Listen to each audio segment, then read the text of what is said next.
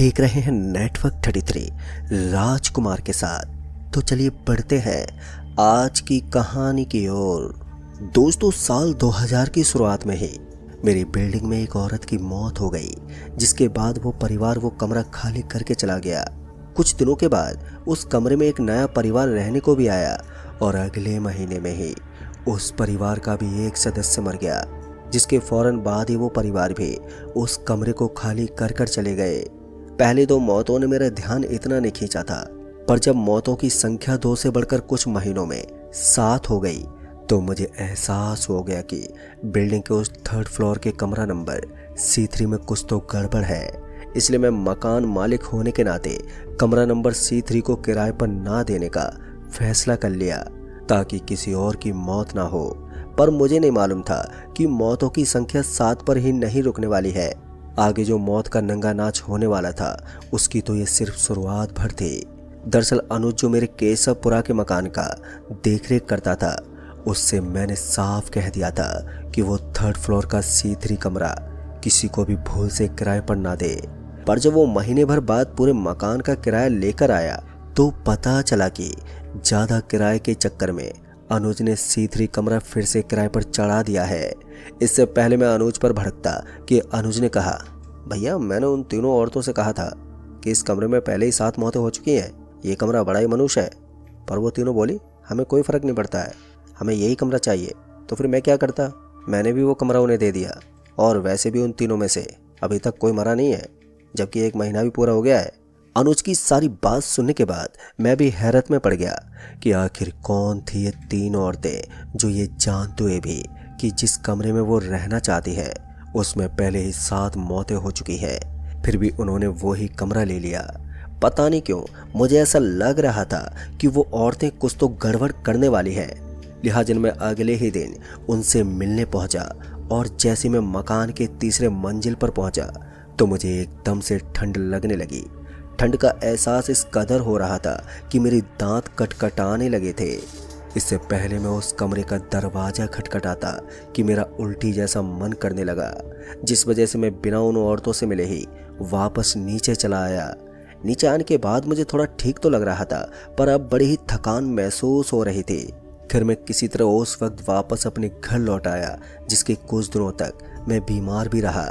फिर ठीक होने के कुछ दिन के बाद मैंने एक बार फिर से कमरा नंबर C3 के किराएदारों से मिलने की सोची, यानी कि उन्हीं 3 औरतों से। पर ना जाने क्यों मैं अपने इस सोच को टालता रहा। शायद मैं अंदर से अभी भी डरा हुआ था, इसलिए मैं चाहने के बावजूद वहां पर नहीं जा पा रहा था। खैर मैं तो नहीं गया, पर एक शाम एक टकला मोटा आदमी मेरे घर पर आया और बोला, मालकिन ने बुलाया आपको। उस आदमी के ये कहते ही मैंने उससे पूछा, भाई आप कौन हो और कौन मालकिन, कहाँ की मालकिन? मेरे ये पूछते उस मोटे आदमी ने कहा, भैया मैं अनुज हूँ, आपने पहचाना नहीं क्या? उसके कहते कि वो अनुज है, मेरे पैरों तले जमीन खिसक गई। और खिसकती भी क्यों नहीं भला, कहाँ वो 20 से 22 साल का गठीला बांका अनुज और कहाँ ये अधेड़ उम्र का ये मोटा आदमी। अभी मैं उस आदमी पर चिल्लाने ही वाला था कि उसने बड़े ही अजीब तरीके से हंसते हुए कहा, ये आपकी गलती नहीं है भैया, उस समय तो मैं भी खुद को नहीं पहचान पाया था। वो तो मेरी नज़र अपने हाथ की कटी हुई इन दोनों उंगलियों पर गई, तब जाके यकीन हुआ कि आईने में दिख रहा आदमी मैं ही हूँ।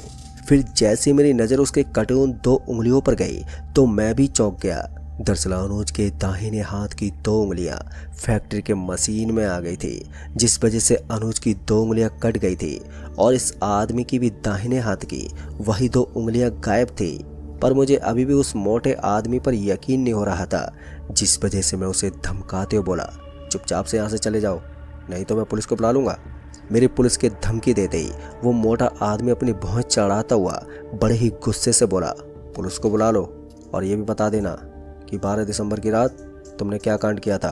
फिर जैसे उस आदमी ने 12 दिसंबर की बात की तो वैसे ही मैं अंदर से दहल उठा, क्योंकि 12 दिसंबर की वो काली रात मेरी जिंदगी का वो घिनौना हिस्सा है, जिसके बारे में मेरे अलावा सिर्फ अनुज ही है जो जानता है।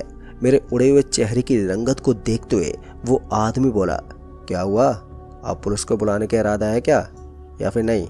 उसकी बातें सुनकर कुछ देर तक तो मुझे समझ में नहीं आया कि मैं करूं तो करूं क्या। अभी मैं उस मोटे आदमी से कुछ कहता कि वो बोला, जल्दी बोलो, मालकिन से क्या बोलूं। दोस्तों उस वक्त मैं इतना ज़्यादा डर गया था कि मेरे मुंह से कब हाँ निकल गया मुझे पता ही नहीं चला। मेरे हाँ कहते ही मैं उस आदमी के साथ निकल गया मालकिन से मिलने, जिसके बारे में मुझे अभी तक कुछ भी नहीं मालूम था। खैर घर से निकलने के बाद वो मोटा आदमी जो अपने आप को अनुज बता रहा था चुपचाप मेरे आगे आगे चल रहा था और उसके ठीक पीछे पीछे मैं। उसके पीछे चलते हुए मुझे ये तो पता चल गया था कि अगर मैं इसके साथ गया तो मैं फिर कभी वापस नहीं लौटूंगा। साथ ही मैं ये भी समझ चुका था कि मैं इस आदमी से पीछा छुड़ा के इतने आसानी से भाग भी नहीं सकता हूँ, वो भी पूरी बात जाने बिना। लिहाजा मैं उस आदमी से बातचीत शुरू करते हुए बोला, अनुज भाई तुम मेरे लिए ही तो काम करते थे, फिर ये तुम्हारी मालकिन कौन है जो मुझसे मिलना चाहती है? मेरे ये पूछते उस मोटे आदमी ने चलते चलते अपना पूरा सर पीछे घुमा दिया। उसे अपना सर पीछे घुमाते हुए देखकर मैं इतना ज़्यादा डर गया कि मैं उसी वक्त खौफ के मारे अपने होश खो बैठा और वहीं पर बेहोश हो गया। फिर जब मुझे होश आया तो मैं उसके कंधे पर लदा हुआ था, मतलब कि वो मुझे अपने कंधे पर लेकर जा रहा था।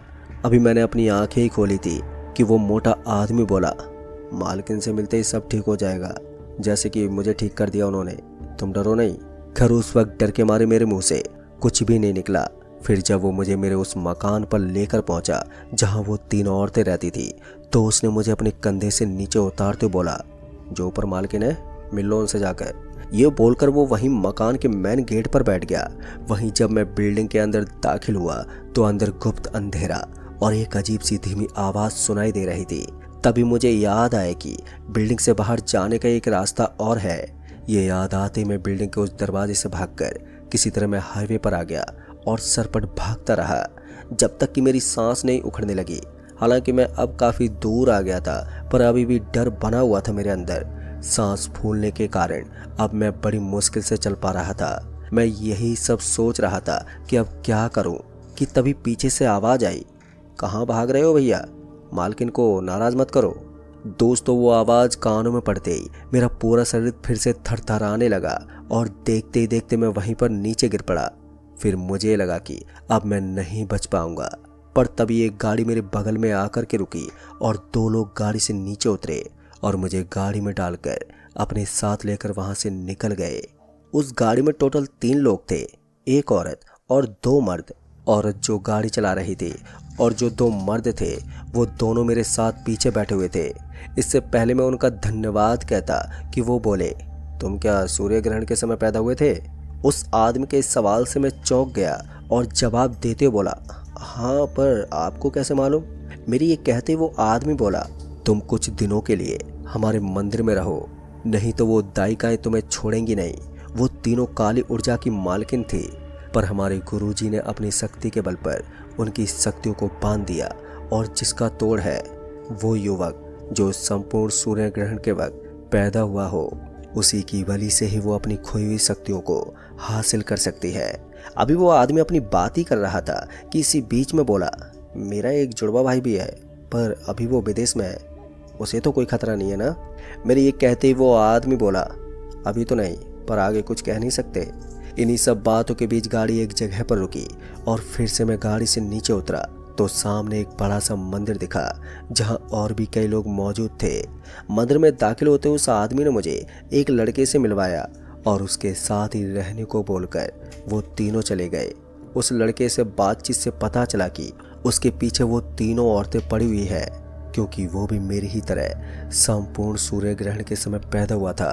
बातों ही बातों में उसने बताया कि वो और उसका परिवार मरुक रेलवे स्टेशन पर एक छोटी सी खाने पीने की दुकान चलाते थे।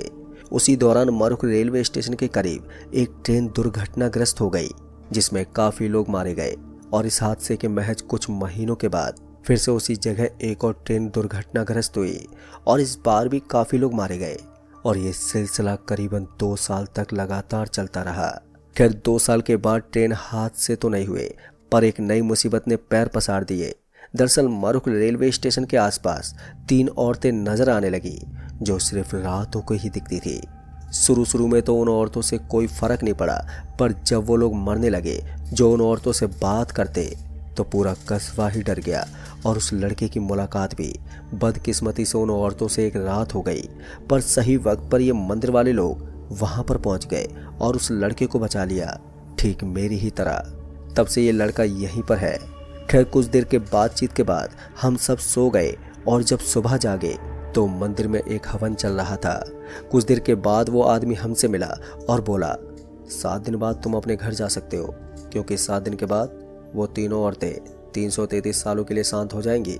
फिर उसके बाद हम अगले 7 दिनों तक वहीं रहे और 7 दिन पूरे होते ही उन लोगों ने हमें वहां से जाने की इजाज़त दे दी, जिसके बाद मैं फौरन ही अपने घर पहुंचा, जहां सब मेरे लिए परेशान थे। उन्हें सारी बात बताने के बाद मुझे उनसे मालूम चला कि हमारे उस मकान में आग लग गई, जिसकी वजह से सब कुछ जलकर ख़त्म हो गया। फिर उसके बाद से वो बिल्डिंग एक भूतिया बिल्डिंग के नाम से जाने लगी। फिर कुछ महीनों के बाद मैं फिर से उन लोगों से मिलने जिन्होंने मेरी जान बचाई थी उसी जगह पर पहुंचा, तो मैं ये देखकर चौंक गया कि वहाँ कुछ भी नहीं है। जहाँ वो मंदिर था अब वहाँ पर एक बड़ा सा पत्थर का चट्टान था। पर दोस्तों मुझे नहीं मालूम आखिर जो मेरे साथ हुआ वो क्यों हुआ और वो लोग कौन थे और वो 3 औरतें कौन थी। पर इतना ज़रूर मालूम है कि जहाँ कोई हादसा बार बार हो वहाँ पर वो औरतें पहुँच ही जाती हैं। तो दोस्तों इस कहानी में बस इतना ही। कहानी आपको पसंद आई हो तो वीडियो को लाइक शेयर कमेंट ज़रूर कर दें। तो मैं आपका दोस्त राजकुमार जल्द ही मिलूँगा ऐसी एक और दर्दनाक भूतिया घटना के साथ। तब तक के लिए बाय एंड टेक केयर।